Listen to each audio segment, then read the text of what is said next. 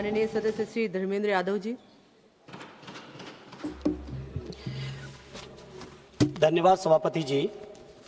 इस मौके पर मैं अपने नेता आदरणीय अखिलेश यादव जी को धन्यवाद देना चाहता हूं कि उन्होंने पार्टी की तरफ से मुझे बोलने का मौका दिया। माननीय सभापति जी, हालांकि ये वर्तमान सरकार की घोषणाएं और भाषण का कोई मुकाबला ना शायद कर पाया ना कोई आगे कर पाएगा, लेकिन सभापति जी जहां बढ़ चढ़ के उत्तर प्रदेश के बारे में बीजेपी के लोग बातें करते हैं, स्वयं देश के प्रधानमंत्री जी तीसरी बार उत्तर प्रदेश की जनता के बीच से चुन के गए, वहीं इस रेल बजट को देखने के बाद उत्तर प्रदेश की जनता बहुत निराश है। सभापति जी, उत्तर प्रदेश में अयोध्या से आदरणीय अवधेश जी क्या जीते, उत्तर प्रदेश का बजट बद से बदतर काटते चले जा रहे हैं। इसे सभापति जी जब मंत्री जी जवाब दें, आप लोग छोड़िए मंत्री जी सक्षम हैं, जब जवाब दें तो बता दें कि आखिर उत्तर प्रदेश के लिए क्या क्या किया। थोड़ी बहुत परियोजनाएं बनारस के नाम पे आई जरूर, लेकिन वो केवल बनारस को ही फोकस किया है, बाकी उत्तर प्रदेश को कहीं फोकस नहीं किया है। बैठे उत्तर प्रदेश के भी कुछ मंत्री साथी, लेकिन जब से उधर चले गए हैं उत्तर प्रदेश की आवाज उठाना बंद कर चुके हैं। सभापति जी, आपके माध्यम से एक जो पूरे देश के अंदर रेल की परियोजना है, उस परियोजना पर मैं अपनी ओर से लोगों की समस्याओं को आपके बीच रखना चाहता हूं।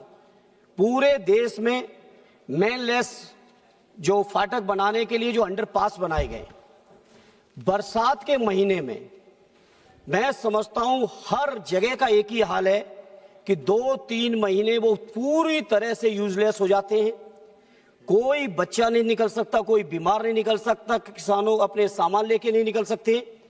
तो मैं मंत्री जी से आपके माध्यम से अनुरोध करूंगा, उस पर विचार करें, ये ऐसी योजना लाएं जिस योजना का मैं समझता हूं 3 महीने पूरी तरह से बुरी तरह से फेल हो जाती है, वहां पे कोशिश करके फ्लाईओवर लाएं।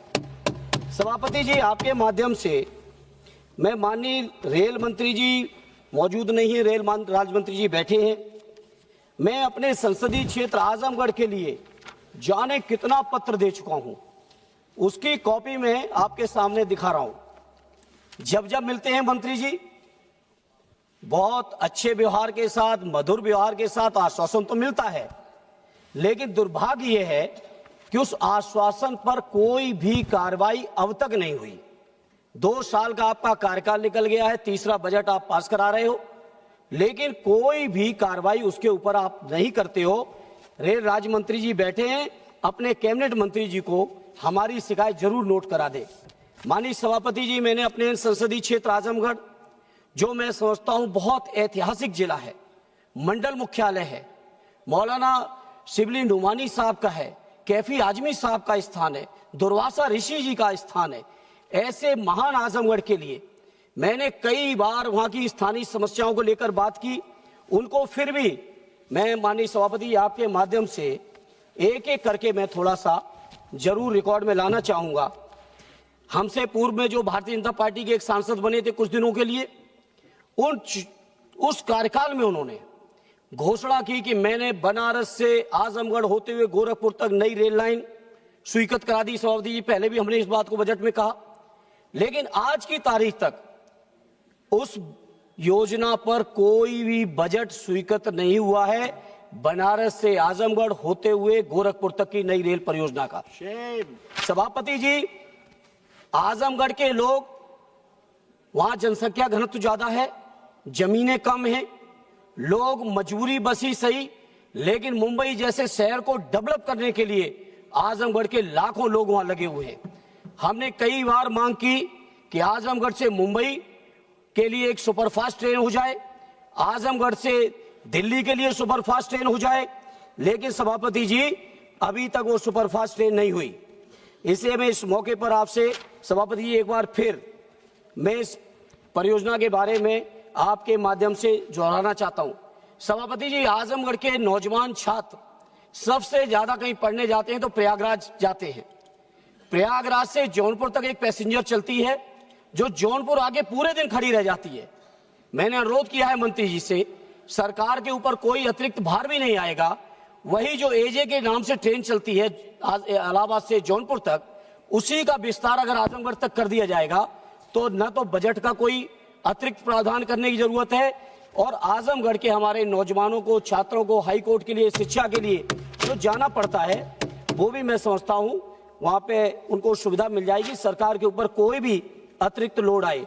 इसी तरह सभापति जी, उत्तर प्रदेश की राजधानी लखनऊ के लिए हमने पहले भी मांग की, मऊ जंक्शन से आजमगढ़ होते हुए लखनऊ तक एक दैनिक इंटरसिटी चलाई जाए, जिससे कम से कम उत्तर प्रदेश की राजधानी तक हमारे आजमगढ़ मंडल के लोग बखूबी और तरीके से पहुंच सके। एक मांग सभापति जी मैंने की, मऊ आजमगढ़ होते हुए माता वैष्णो देवी कटरा के लिए एक साप्ताहिक ट्रेन चलाई जाए, जिससे कम से कम जो मां के भक्त हैं वो हमारे पूर्वांचल के लोग आसानी से पहुंच सकें। इसी तरह सभापति जी, एक वीकली ट्रेन का प्रतिदिन चलाने के संचालन के लिए घोषणा भी कर दी गई, घोषणा भी की गई, लेकिन वो नहीं चलाएगी 15/025, 15/026।